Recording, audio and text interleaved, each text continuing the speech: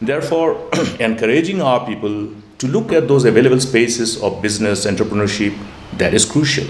And this is exactly what we have done over the years. You have seen, if you ask MEECL or PWD or PHE or Health Engineering Wing or any other department which provides some space for entrepreneurship and business for our people in the government sector, you will see that the number of people who have enrolled there as the potential entrepreneur, as a contractor, or whatever terminology you use, have kept on increasing.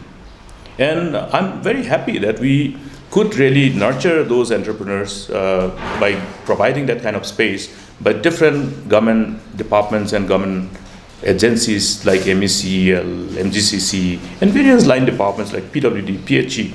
We are proud to have many of these contractors who have raised from the scratch and have been able to show their potentiality. And we should be proud of them. But what is happening now? When I looked at that, even the small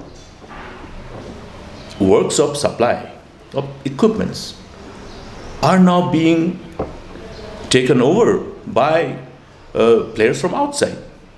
That means there is a complete displacement of the local tribal businessmen.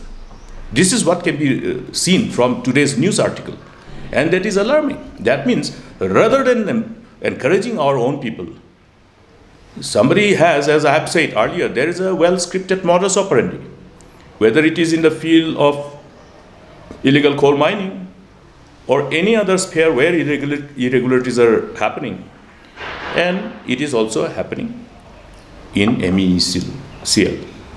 Otherwise, every order, how is it possible that ABC everywhere? What I'm concerned about is that it is slowly displacing our own entrepreneurs.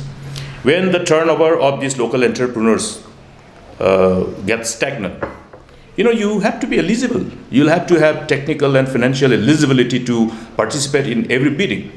Why today many of our businessmen or contractors are capable of bidding and getting award of contract of sizable amount of projects which are quite substantially high.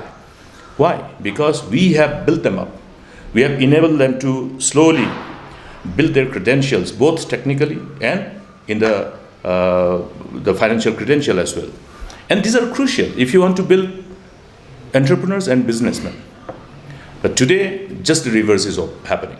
So I'm concerned this will have to be looked into, in a very analytical manner. And then I would like to discourage the government from continuing in this kind of exercise where the government land up or the government's agencies land up displacing our own potential entrepreneurs whom we should build so that they become